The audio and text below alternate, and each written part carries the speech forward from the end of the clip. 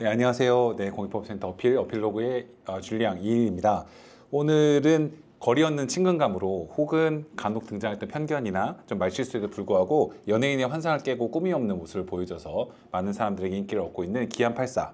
최근 덱스, 이시연, 빠니보틀과 함께 네팔을 여행한 태어난 김에 세계 일주, 태세계 4편 시즌 4가 높은 화제성 속에 방영되고 있습니다. 저도 과거 시즌은 본 적이 없었는데 대환장 기안장 넷플릭스에서 했던 걸 보고 한번 볼까라는 생각이 들어서 1편을 보았는데요.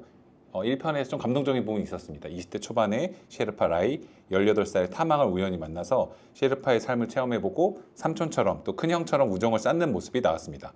누군가에게는 삶인 공간을 잠시 방문하고 직업을 체험하고 선물하고 떠나는 관광객으로서의 모습이 갖고 있는 한계는 비록 이제 저희가 이런 프로그램에서 성찰할 필요가 있다 하더라도 라이와 타망의 선한 눈빛 그리고 환대의 태도와 곳곳에 드러나는 배려는 많이 감동적이었죠.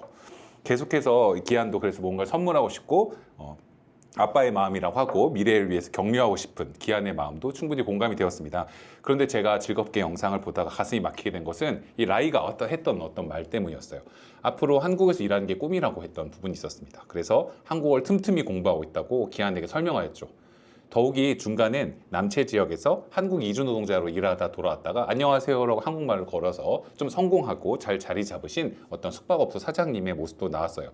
셰르파로서 가정을 위해서 너무 고생하고 있는 친구들을 보고 기안이 좀 넓은 세상을 경험하고 꿈을 이뤘으면 좋겠다고 일종의 삼촌과 같은 격려를 하는 모습까지 이어지면서 셰르파가 아닌 이곳을 좀 떠나서 먼 곳에서 이주 노동자로서의 삶을 약간 격려하고 그 꿈을 응원해 주는 것 같은 그런 모습도 나왔습니다. 태계일주의 방송의 내용에 대한 의무는 전혀 아니지만 갑자기 잘 알려지지 않은 모습도 동시에 알리면 좋겠다는 생각이 들었습니다. 그리고 라이와 타망의 선한 눈빛이 행복한 삶으로 연결되려면 꼭 모두가 알아야 하는 이야기도 있고요. 그것은 네팔 이주 노동자들이 한국에서 겪는 실상에 관한 것입니다. 네팔에서 해외로 일하러 떠나는 이주 노동자들의 규모부터 한번 알아볼까요? 전 세계 산악인들의 꿈과 같은 곳이죠. 네팔의 1인당 GDP는 2024년 유엔 기준 1397달러, 한국과 비교하면 10분의 1도 되지 않은 상황입니다. 많은 청년들이 각 집마다 해외로 떠나 이주노동을 시작한다고 하고요. 김경학 교수님의 네팔 청년 세대와 국제 이주를 보면 전체 GDP의 30%가 네팔 전체 GDP의 30%가 이주 노동자들의 성금액이라고 합니다. 매년 55만 명 정도의 인구가 노동시장에 진입하고 91%가 그중에 해외로 일을 하러 떠난다고 합니다. 가까운 인도로 가서는 인도 경제에서 가장 어려운 인들, 가장 거기서 경제적으로 하층민이 맡는다고 여겨지게 되어 있는 분들이 문직이 종업원, 가정부 같은 일들을 하고 주로 걸프 지역이나 말레이시아로도 이주노동자를 많이 나가는데요. 그런데 여기서 포인트가 있습니다. 한국의 고용허가제, 그러니까 EPS 하에서 임금이 걸프 지역에서보다 4배 정도 높다고 해요. 그래서 전체 이주노동자 중에 한국으로 오는 네팔의 비율은 2% 미만이라고 하지만 그래도 한국은 매우 선호되는, 너무 오고 싶은 그런 곳이라고 합니다. 꿈의 나라라고 하죠. 한국어 시험을 봐야 되고 토픽을 봐야 되고 이를 위해서 준비하는, 한국으로 오게 되는 걸 준비하는 학원도 있고 6개월 동안 높은 수업료를 내고 들어야 한다고 합니다. 그래도 문전성시라는 거죠. 잘해서 성공하면 태계일주 시즌 4 1편에 나온 숙박업소 사장님처럼 돈도 잘 벌어오고 안정적인 삶을 네팔에서 꾸릴 수 있다는 생각일 것입니다. 그런데 현실이 좀 어떨까요? 한국의 고용허가제는 여러분들이 아시는 것처럼 애초에 과거의 노동자의 권리를 전혀 인정하지 않고 연수생으로만 대했던 산업연수생 제도를 보완한 것입니다. 하지만 한국인 고용주가 내국인의 고용을 시도했는데 안 될 경우에 고용허가제 협약을 한국과 맺은 송출국들에서 지원한 외국인인 노동자를 한국으로 오게 해서 자신의 사업장에서 일할 수 있도록 하게 하는 거죠. 그런데 이를 현대판 노예제도라고 이야기하는 사람들이 있고 저도 그렇게 생각합니다. 왜냐하면 사업장 변경, 그러니까 직장을 노동자가 원칙적으로 마음대로 옮길 수 없기 때문입니다. 저희들이 일하다가 어떻게 되죠? 노동자로서의 권리가 잘 지켜지지 않는다면 저 그만 일하겠어요 라고 그만둘 수 있는 것입니다. 근데 변경할 수 있는 예외가 있지만 이것에는 그렇지 않아요.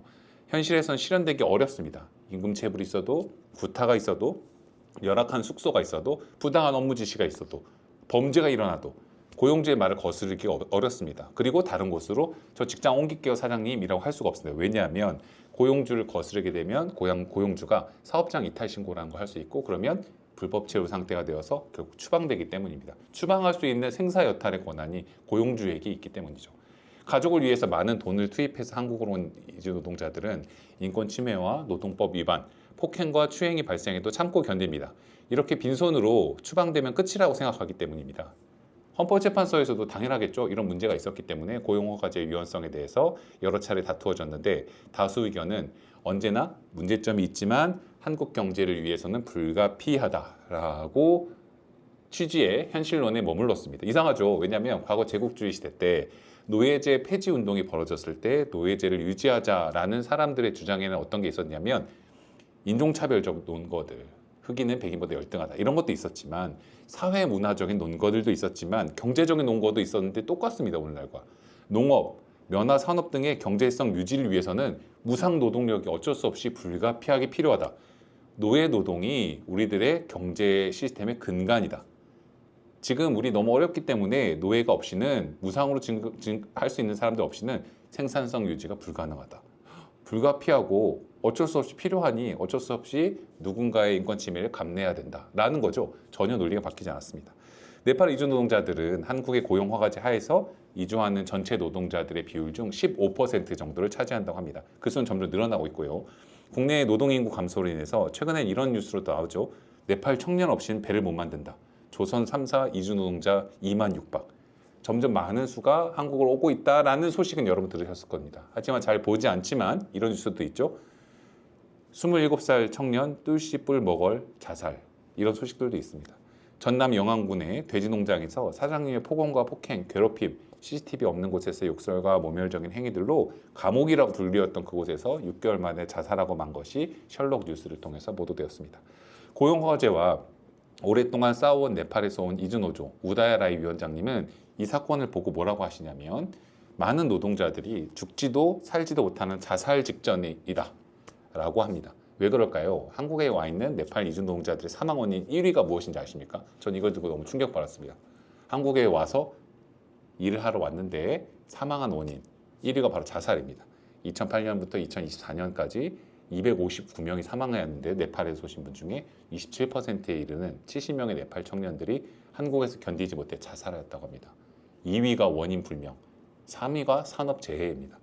한국에서 꿈을 이룰 수 있다고 희망찬 마음으로 한국에 왔는데 너무나 다른 세상을 맞이하고 부당한 상황이 있어도 탈출할 수 없는 노예의 삶을 살게 된 것을 견디지 못해서 순박한 청년들이 목숨을 끊는다라는 거죠. 그런 상황에서 만들어진 공산품, 농수산물, 축산물이 한국사에 유통되고 저희가 그것들을 구입하고 사용하고 있습니다. 마찬가지로 네팔에서 오신 우다야라이 위원장님은 셜록과 인터뷰에서 네팔에서부터 철저히 교육받고 와요. 사장에게 잘 들어야 된다. 찍소리 하면 안 된다. 사장이 때려도 참아. 사장님한테 잘 보여야 돼. 그렇게 교육받고 오니까 일하다가 갈비뼈가 터져도 병원에 안 가는 거예요. 저항 못해요. 저항할 수 있다고 알려주는 곳이 없어요. 라고 설명합니다. 그리고 말씀하시는 게 이주노동자들은 옛날에 3D라고 했죠. 3D 업종에서 일한다. 위험하고 더럽고 하나가 뭐죠? 어쨌든 3D 업종에서 일한다고 했는데 이게 아니라 4D, 죽음까지, 데스까지 떠맞는 일자리에서 일하고 있다라고도 설명합니다. 사실 이주노동자의 자살은 네팔 이주노동자들의 얘기만은 아니고 다른 많은 이주노동자들도 높은 사망 비율이 자살입니다. 더 무서운 통계도 보여드릴까요? 김승석 교수님 최근 연구에 따르면 또는 다른 각도에서 연구하신 건데 한국은 정확히 말하면 왜 죽었는지 자체가 사실은 잘 기록되어 있지 않다고 합니다. 2022년 기준으로 보면 전국에서 사망한 이주노동자가 한 해 동안에 3,340명. 그런데 그런 노동자 중에 94%는 2022년 기준에 정확히 왜 죽었는지 사망자의 이유를 정보를 정부 통계로는 전혀 파악할 수 없다고 합니다. 아름아름 사람들이 이야기하는 거 말고는 모른다는 거죠. 포천 이주민센터의 김달성 목사님은 이주민들은 한국에서 착취당하는 내부 식민지에 살고 있다라고 합니다. 식민지 시대에 저희들은 과거 일본에 있는 내지인들을 위해서 안쪽에 있는 사람들을 위해서 이게 식민지에서 생산된 것들을 가져가는 사람들을 위해 내지인의 이익을 위해 복무했던 것처럼 한국 사람들의 이익을 위해서 보이지 않는 곳에서 식민지 같은 곳에서 갇혀진 상태의 이주노동자들이 살아가고 있다라고 하는 거죠.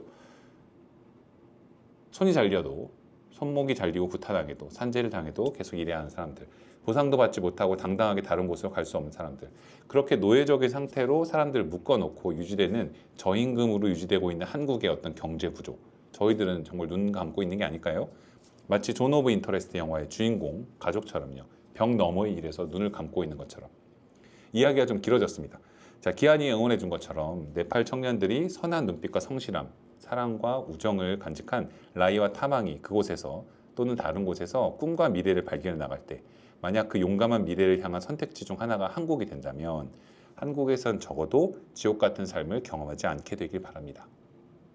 어쩌면 저희가 할 일은 라이와 타망 같은 사람들이 계속 한국에 오게 될 때 우리가 살고 있는 한국 사회가 누군가에 대한 정당한 권리에 기반한 대우가 아니라 부당한 착취로 돌아가는 곳이 되지 않기를 사람답게 대하고 노예처럼 대하지 않는 구조를 만드는 것을 저희가 해나가야겠죠.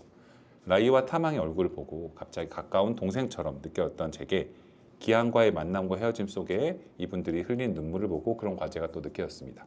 한국을 찾아왔는데 한국으로 도착하고 지옥으로 왔다는 것을 깨닫지 않게 하는 일. 그런 일이 이미 수십 년 동안 한국에서 벌어왔지만 라이와 타망에게 또 수많은 한국을 찾아오는 분들에게 그런 일들이 벌어지지 않기를 원하고 그러한 바람에서 저희들의 노력과 시민으로서의 선택들이 계속해서 모여야 될 것입니다. 계속해서 태세계 재미있게 앞으로 찾아보겠습니다.